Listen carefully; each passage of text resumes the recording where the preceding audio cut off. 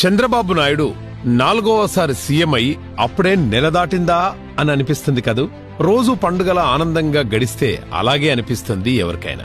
జగన్ విధ్వంస నరక పాలనలో ప్రతిరోజు ప్రజలకు భారంగా గడిచేది.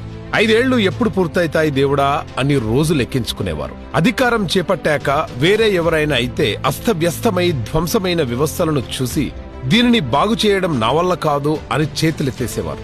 4 దశాబ్దాలకు పైగా ప్రజల నమ్మకాన్ని రెట్టింపు చేసుకుంటూ శ్రమిస్తున్న అనుభవం ఉన్న చంద్రబాబు గారు కాబట్టి మొదటి రోజు నుండే పాలనను జనానికి పండగలా మార్చాడు. తాను కష్టపడుతూ చెప్పినట్లు మాట తప్పకుండా తొలి సంతకం 16,347 ఉపాధ్యాయ పోస్టుల మెగా డిఎస్సి మీద చేశారు.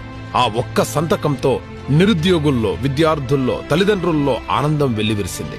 ల్యాండ్ టైటిలింగ్ యాక్ట్ రద్దు మీద సంతకం పెట్టంగానే సెంటు భూమి ఉన్నవారి నుండి పూరి గుడిసె ఉన్నవారి వరకు హమ్మయ్యా ఆ దుర్మార్గపు చట్టం పోయింది అనే ఆనందం కోట్లాది మందిలో కలిగింది. పెన్షన్ మీద సంతకం వృద్ధుల్లో, దివ్యాంగుల్లో, వితంతువుల్లో, అనారోగ్యంతో ఉన్న వారిలో పట్టరాని సంతోషాన్ని కలిగించింది.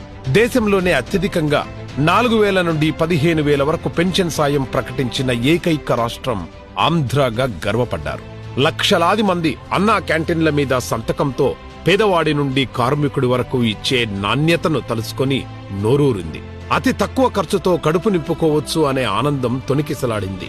నైపుణ్య గణన మీద 5వ సంతకంతో చదువుకున్న ప్రతి ఒక్కరిలో మన సమర్థత గురించి ప్రపంచానికి తెలిసేలా చేసి పెట్టుబడులు తెచ్చేలా, ఉద్యోగాలు వచ్చేలా, ఉపాధి కల్పించేలా చేయనున్నారనే ఆశలకు మొగ్గ తొడిగింది.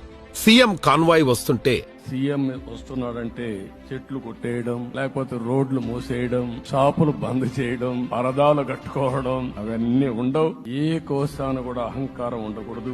అధికార అహంకారం లేకుండా కనిపించాలనే ఆదేశాలనిచ్చి అక్కడక్కడ అలవాటు పొరపాటుల అమలవుతోన్న చోట్ల చురకలు వేస్తూ సరికొత్త హంగామా లేని, ఆర్భాటాలు లేని సామాన్యుడికి చేరువయ్యేలా ఏర్పాట్లు మార్చడం, పర్యటనల్లో కూడా కనిపించడం చూసి నెలలో ఎంతో మార్పు. పూర్వీకుల నుండి కలలుగంటున్న మన జీవనాడి పోలవరం వద్దకు, రాజధాని అమరావతిలో క్షేత్రస్థాయి పర్యటనలు చేస్తూ క్షుణ్ణంగా పరిశీలిస్తూ అక్కడి విధ్వంసాన్ని, నష్టాన్ని చూసి చలిస్తూ 5 సంవత్సరాలు ఎక్కడ వేసిన మట్టి అక్కడే ఉంది. వీరైతే వీళ్ళు చేసిన పని విధ్వంసం చేశారు. ఇక్కడుండే పైపులు దొంగిలించకపోయారు, ఇసుక దొంగిలించకపోయారు, రోడ్లేస్తే మెటలు కూడా దొంగకపోయారు. ఏ విధంగా అభివర్ణించాలో నాకైతే అర్థం కావడం లేదు. చాలా బాధాకరమైన సిచ్యువేషన్.